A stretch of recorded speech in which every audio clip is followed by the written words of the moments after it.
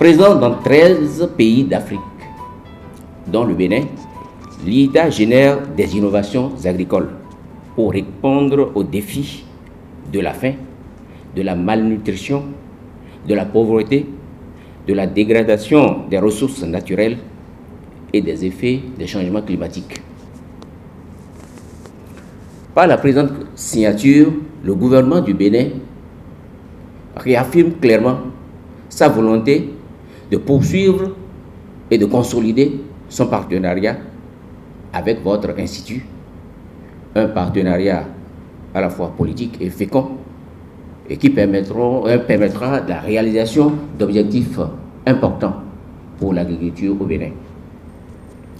À cet égard, je voudrais vous exprimer toute mon appréciation pour la contribution de votre institut au développement de la recherche scientifique dans le domaine de l'agriculture par l'appui considérable apporté aux producteurs béninois. Tenant compte de l'importance de vos activités, en adéquation avec la vision du chef de l'État déclinée dans le programme d'action du gouvernement, le gouvernement, bien sûr, du Bénin s'est engagé, à travers la signature du présent accord, à vous accorder des privilèges et facilités afin de vous aider à accroître davantage le volume de vos réalisations sur le terrain. Je voudrais donc vous assurer de la disponibilité constante du ministère des Affaires étrangères et de la coopération à vous apporter son soutien dans la réalisation de vos objectifs. Je saisis cette solennelle occasion pour vous souhaiter, je vais dire à vous-même et à votre institut, ainsi qu'à l'ensemble de vos collaborateurs, davantage de réussite dans vos activités.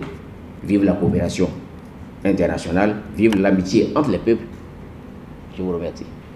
L'Institut international d'agriculture tropicale, IITA, est une organisation internationale qui intervient au Bénin depuis 1983, suite à la signature avec le gouvernement du Bénin d'une mémoire d'entente sur la recherche associative et la formation. Enfin, le gouvernement, par le biais de l'Université nationale du Bénin, en temps l'UNB, avait gracieusement offert à l'ITA un terrain de 50 hectares pour la construction d'un petit centre avec salle de conférence. Et cela pour servir de fenêtre à la francophonie pour notre institution. Par la suite, au mois de mars 1984, les deux parties souscrivent à un protocole incluant l'octroi d'un appui financier à l'ITA pour la création d'une station et l'élaboration d'un programme d'activité future. Dans ce cadre, le Centre de lutte biologique pour l'Afrique a été inauguré en 1988 et avec l'approbation du gouvernement, des scientifiques venant du siège d'Ibadan se sont installés au Bénin pour se consacrer à l'étude et à l'application des méthodes de lutte biologique contre les ravageurs. Un des volets les plus importants des instituts internationaux consiste peut-être à apporter un soutien aux chercheurs des programmes nationaux pour développer leurs capacités de recherche. Ainsi, le concours de l'ITA dans le renforcement des capacités et les activités de formation de ses partenaires nationaux, comme l'Institut national de recherche agricole du Bénin, INRAB, les universités nationales à vocation agricole, telles que l'Université agricole, l'Université d'Abomey-Calavi, l'Université nationale d'agriculture et l'Université de Parakou, et le service de protection des végétaux et du contrôle phytosanitaire, a demeuré une de ses activités prioritaires. Dès son installation, l'ITA a sponsorisé un nombre assez impressionnant d'ingénieurs agronomes, d'étudiants en licence, master et doctorat. L'ITA Bénin a aussi contribué à la formation de plusieurs cadres béninois qui sont actifs dans les universités et les centres de recherche nationaux et internationaux et sont proches des décideurs, pour ne pas dire des décideurs eux-mêmes aujourd'hui. L'ITA Bénin a aussi formé plusieurs autres agents non cadres ou techniciens béninois qui œuvrent tous les jours pour la sécurité alimentaire, l'accroissement des revenus, des paysans et la réduction de la pauvreté dans les différents programmes et projets nationaux. Monsieur l'ambassadeur, mesdames et messieurs, l'impact des espèces invasives induites par les changements climatiques sur l'économie africaine a été estimé annuellement à plusieurs dizaines de milliards de dollars. Le premier atelier régional de mai 2014 sur les changements climatiques et la productivité agricole a été suivi d'un atelier international organisé par l'ITA sur Association du Bénin du 11 au 13 octobre 2016 sur le thème « L'approche Une seule santé pour la gestion des biorisques induits par les changements climatiques ». Sur recommandation des participants, cet atelier a abouti à la création d'une plateforme sur la gestion des biorisques induits par les changements climatiques, dénommée en anglais Biorisk Management Facility, BIMAF, sous la tutelle du CORAF et ayant l'ITA comme structure technique de mise en œuvre. En prélude de l'atelier, une délégation conduite par le directeur général de l'ITA a été introduite au cabinet présidentiel du Bénin. Les échanges de la délégation avec le chef de l'État, son Excellence M. Patrick Talon, ont porté sur la création au Bénin d'un centre international qui servira de plateforme à la recherche et à la formation sur les questions liées à l'agriculture et au changement climatique. À l'issue des échanges, le chef d'État a accordé un grand intérêt à la création de ce centre au Bénin. En effet, lors de la 22e conférence des parties à la Convention cadre des Nations Unies sur les changements climatiques, communément appelée COP22, tenue à Marrakech du 7 au 18 novembre 2016, le chef d'État a fait une intervention remarquée, souhaitant voir le Bénin abriter un centre international de recherche en lien avec l'ITA en vue de répondre concrètement aux conséquences des changements climatiques sur l'agriculture en Afrique. La création du BIMAF constitue donc une pierre fondatrice du dit Centre international de recherche pour une agriculture résiliente au changement climatique CIRAC au Bénin. Monsieur l'ambassadeur, les lumières viennent juste de s'éteindre sur la dernière COP, la COP 24 à Katowice en Pologne. Vous savez sûrement que votre ambassadrice, Madame Boni, a de nouveau plaidé, disons en plénière, pour l'établissement de ce centre CIRAC. Et donc, je pense que cet accord d'aujourd'hui tombe vraiment à bon point pour que cette réalisation puisse avoir un aboutissement heureux. La station ITA du Bénin abrite depuis 2018 aussi une nouvelle plateforme tout aussi importante, le Bureau de coordination technique du projet Technologie pour la transformation de l'agriculture en Afrique, en anglais TAT, qui coordonne la diffusion d'innovations agricoles en étroit partenariat avec les secteurs publics et privés. Sur notre campus, on abrite aussi d'autres institutions sœurs, telles que Bioversity International, World Vegetable Center, CIRAD, Access Agriculture, East West Seed, le Centre d'innovation verte de la GIZ et le Centre du riz pour l'Afrique, Africa-Rise. Monsieur l'ambassadeur, mesdames et messieurs, je ne saurais terminer mon propos sans adresser mes sincères remerciements au ministère des Affaires étrangères, à travers l'équipe de sa direction des affaires juridiques, qui a travaillé en amont à l'aboutissement de ce processus de notre accord de siège d'aujourd'hui. Ce qui permet à l'Institut international d'agriculture tropicale de poursuivre ses recherches agricoles collaboratives sur toute l'étendue du territoire national du Bénin et avec nos partenaires nationaux, régionaux et internationaux. Vive le partenariat entre l'Institut international de l'agriculture tropicale et le gouvernement de la République du Bénin. Vive la coopération internationale. Je vous remercie.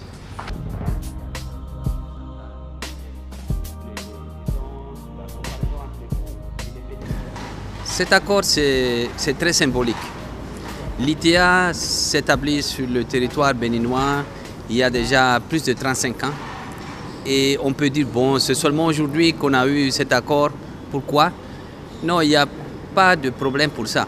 C'est qu'on a toujours travaillé en parfait accord avec les institutions béninoises, avec notre mémoire d'entente qu'on avait signée déjà depuis 1983 et qu'on a ratifié dans les années 90. Mais aujourd'hui, c'est une journée très spéciale parce que ça donne un ancrage juridique et aussi politique à l'action et aux activités de l'ITA ici au Bénin. Ça, c'est vraiment très important. L'ITA a fait, disons, le premier pas pour établir une plateforme qui fait une action, disons, et formation sur tout ce qui est les bioagresseurs et les changements climatiques. Et ça, c'est pour toute la sous-région, sous l'égide du CORAF. Donc, on abandonne un peu l'aspect scientifique pour s'aventurer un peu sur le plan, je ne dirais pas politique, mais en tout cas, c'est ce qu'on appelle en anglais policy. Hein, c'est le policy discourse. Donc, ça veut dire qu'il faut engager avec les politiciens pour le faire comprendre qu'il y a une urgence. Les changements climatiques sont là et ils ne vont pas partir. Ils vont juste s'accentuer et ça va devenir de plus en plus difficile. Donc, pour nous, vraiment, aujourd'hui, c'est cette pierre miliaire qui nous permet d'aller davantage et engager aussi avec les gens, les décideurs. Donc il y a deux volets. Hein. Il y a le volet que l'ITA fait déjà maintenant.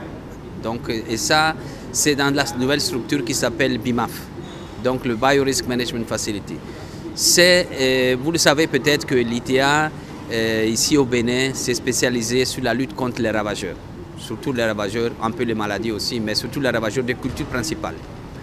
Et ça par des méthodes que je dirais écologiquement durables, hein, la lutte biologique en particulier, le développement des biopesticides aussi. Et quel est le rapport de tout ça avec les changements climatiques? C'est qu'avec les changements climatiques, il y a beaucoup de prévisions, et nous-mêmes on le voit sur le terrain, chaque fois qu'on sort, que de plus en plus il y a de nouveaux ravageurs. Soit des espèces envahissantes, soit des espèces qui sont devenues plus sérieuses à cause du changement climatique.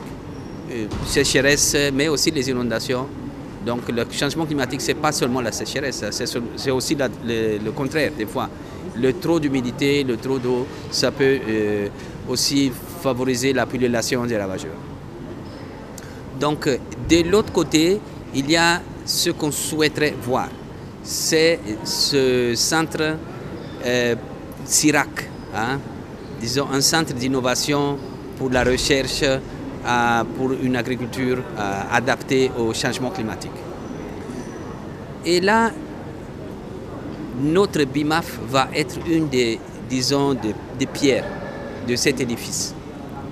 Mais on aura besoin de beaucoup plus de compétences. On aura besoin de compétences aussi au niveau de la modélisation des cultures, les gens qui utilisent les systèmes satellitaires très sophistiqués pour détecter ces changements climatiques et pour les, documenter. Hein. Et aussi, on a besoin des autres disciplines que nous, on n'a pas vraiment à la station ici au Bénin. Par exemple, les anthropologues, les sociologues. Et on a besoin des politiciens. Ensuite, il faut aussi les bailleurs de fonds. Hein, parce qu'on ne peut pas faire la recherche, le développement et la dissémination des innovations sans avoir l'appui des bailleurs de fonds.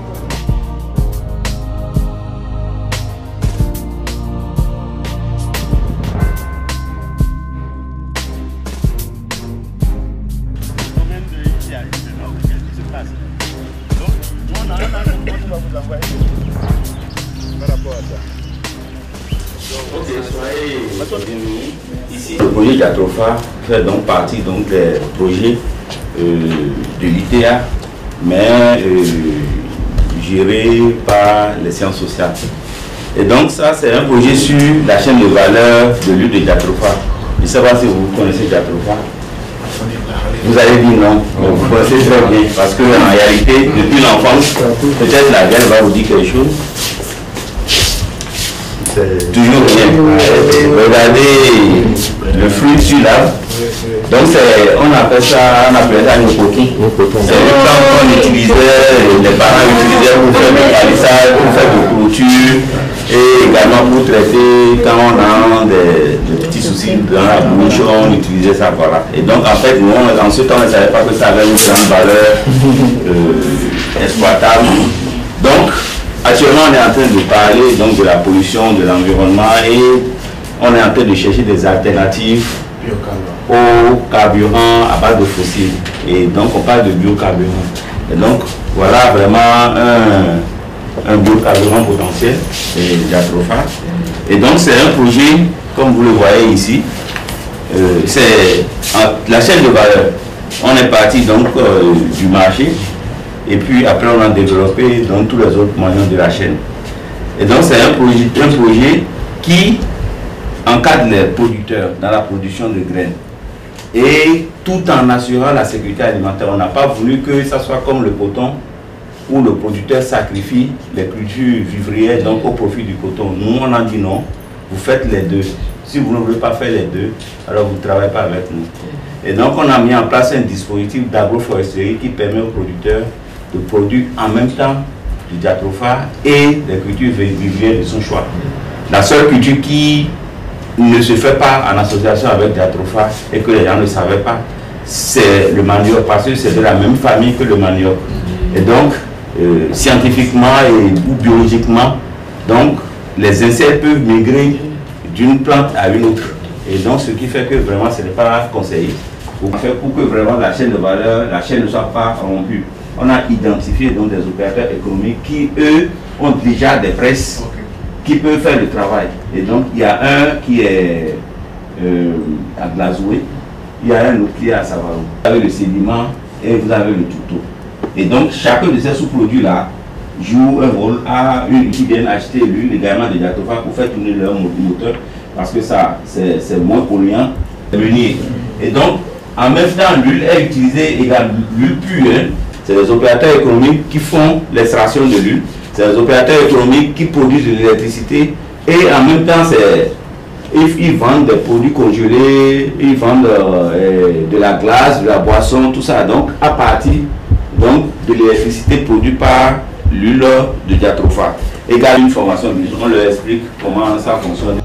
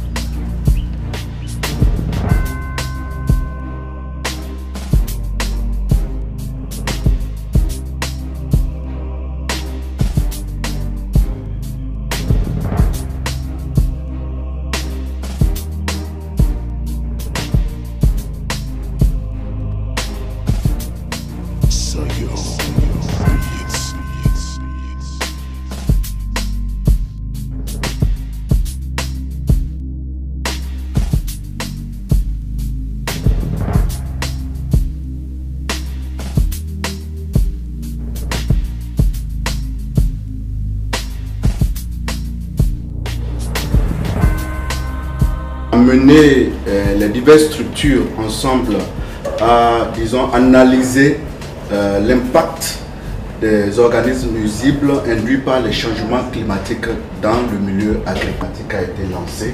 Donc ceci est une action concrète et entre directement dans le cadre du CIRAC qui est en gestation avec le gouvernement béninois.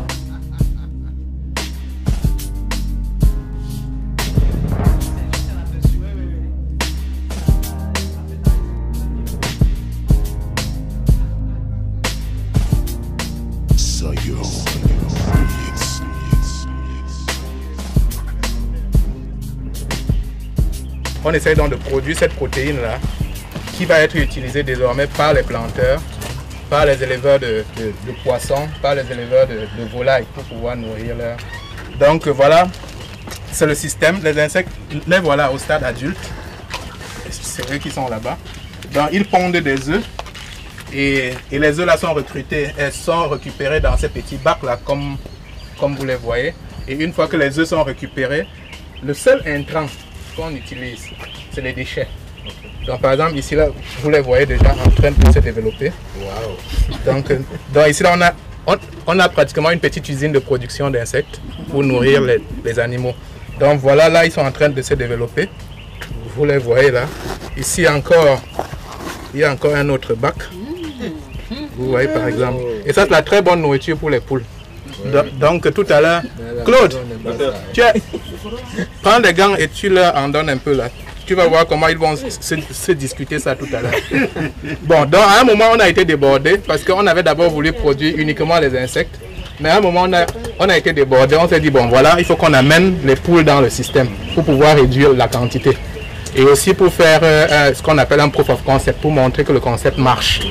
Et donc là, c'est des poules qu'on est en train de nourrir exclusivement à ces insectes-là. Bon, on essaye de mélanger ça avec du maïs. Et on a constaté que c'était même très intéressant au niveau des pontes. Parce que là, c'est une poule qui est en train de pondre déjà. Elle a déjà pondu près de 40 œufs. Et de manière continue, elle a fait une trentaine. Et c'était sa première ponte. Donc quand nous avons fouillé dans les publications, on a constaté effectivement que ceci prolonge la durée des pontes des poules. Donc voilà, on est en train de travailler sur ça. Et il faut juste laisser pourrir les fruits comme ça. Non, c'est-à-dire que tout ce qui est déchet, même s'il y a un animal mort, parfois on met les poussins qui décèdent là. En moins de 3 heures de temps, ils vous bousillent tout ça, quoi. Ils vous mangent tout ça correctement. Donc ça là, c'est juste les fruits que vous n'avez pas pu manger, qui se sont gâtés, tout ce qui est gâté. Tout ce qui est recyclé, tout ce qui est même les restes du marché. Les restes de nourriture, tout ça là, vous les rassemblez là et puis ils vous transforment ça. D'abord, ils vous transforment ça en protéines. Donc, donne-en une petite quantité aux poules là. Et vous allez voir comment elles vont se discuter. Prends un peu seulement. On va arriver à ça. Voyez-vous là-bas. Elles vont se discuter ça tout à l'heure là. Et puis c'est vraiment fantastique. J'ai eu l'assurance de la délégation que tout ce qui se fait ici, ça répond aux besoins du gouvernement. Ça répond aux besoins de l'agriculture béninoise. Malgré que la vocation de notre station, c'est plutôt la lutte contre les ravageurs des cultures principales, il y a eu des questions qui dépassent cette compétence disciplinaire que notre groupe a ici au Bénin. Mais on a trouvé aussi des ébauches de réponses à ces questions.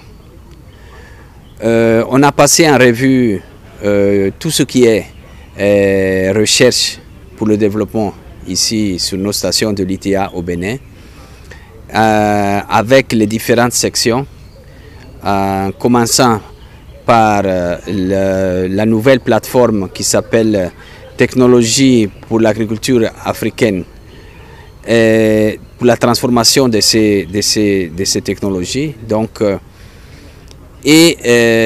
c'était très clair que pour arriver à ce point, il faut un partenariat très solide avec toutes les structures nationales, régionales et aussi internationales.